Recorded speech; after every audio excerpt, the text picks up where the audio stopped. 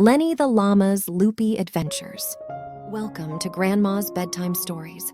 Listen and enjoy while I take you to a wonderful and magical place where unicorns and enchanting creatures exist. Please like and subscribe for more. Once upon a time, in a sunny little village nestled between rolling green hills, there lived a mischievous llama named Lenny. Lenny was no ordinary llama.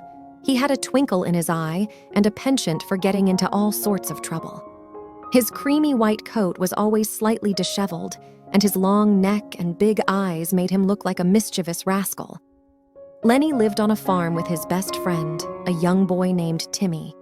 Timmy was a sweet and gentle boy who loved animals and had a special bond with Lenny. They did everything together, from exploring the meadows to eating apples from the orchard. One bright morning, as the sun painted the sky with shades of orange and pink, Timmy woke up to the sound of giggles coming from the barn. He knew immediately that Lenny was up to one of his naughty tricks. Timmy rushed out of bed and hurried to the barn, where he found Lenny standing on a haystack, pretending to be a king.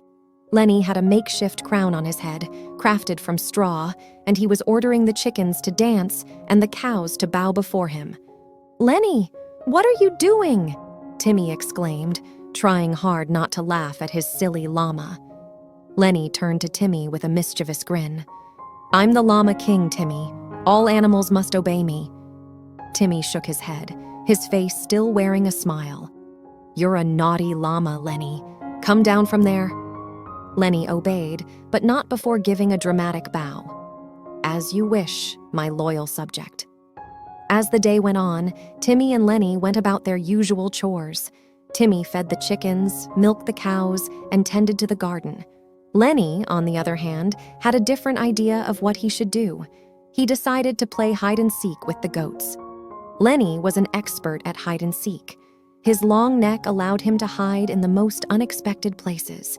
He would tuck himself behind bushes, stand on tiptoe to hide in the tall grass, and even squeeze into tight spots between the barn's wooden beams. Timmy spent hours searching for Lenny, calling his name and pleading with him to come out. But Lenny was determined to win the game. It wasn't until the sun started to set that Timmy finally found him, squeezed into a little nook in the barn's wall. "Gotcha, Lenny!" Timmy exclaimed, relieved and exasperated at the same time. Lenny wiggled his way out, his eyes twinkling with mischief. "You almost had me there, Timmy." Timmy just shook his head. "You really are the naughtiest llama in the world, Lenny." As the days turned into weeks, Lenny's naughty adventures continued. He would sneak into the kitchen and steal cookies, roll in the mud, and then shake himself off in front of Timmy, and even once tried to climb a tree like a monkey. Each time Timmy would scold him, but he couldn't stay mad for long because Lenny had a way of making even the most mischievous acts seem utterly adorable. One sunny afternoon, as Timmy and Lenny were enjoying a picnic by the river, Lenny spotted a group of ducks swimming in the water. His eyes widened with excitement. "Timmy, I want to swim with the ducks!" Lenny exclaimed. Timmy chuckled, knowing that llamas were not meant for swimming. "Lenny, you can't swim like the ducks. You're a llama." But Lenny was determined. He waded into the water, splashing around and trying to imitate the ducks. Timmy watched with a mixture of amusement and concern. As Lenny ventured deeper into the water, he suddenly lost his footing and began to sink. Panic filled his big brown eyes as he struggled to stay afloat. Timmy, realizing the danger, rushed into the water and grabbed Lenny by the harness, pulling him to safety. Lenny coughed and sputtered, water dripping from his coat. He looked up at Timmy with a sheepish expression. "I guess llamas really can't swim like ducks." Timmy hugged his soggy friend. "Lenny, you scared me. Please promise me you won't try to do something so dangerous again." Lenny nodded, his mischievous spirit temporarily subdued. "I promise, Timmy. I'll be more careful." From that day on, Lenny's naughty adventures became less dangerous, but no less entertaining.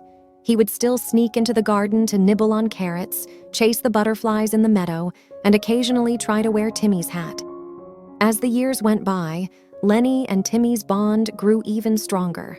They had countless adventures together, and Timmy couldn't imagine life without his naughty llama.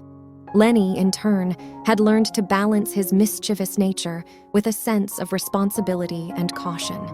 And so, in the little village between the rolling green hills, Lenny the llama remained a beloved troublemaker, always keeping Timmy on his toes. But through all their adventures, they learned the true meaning of friendship, and that even the naughtiest llama could have the biggest heart.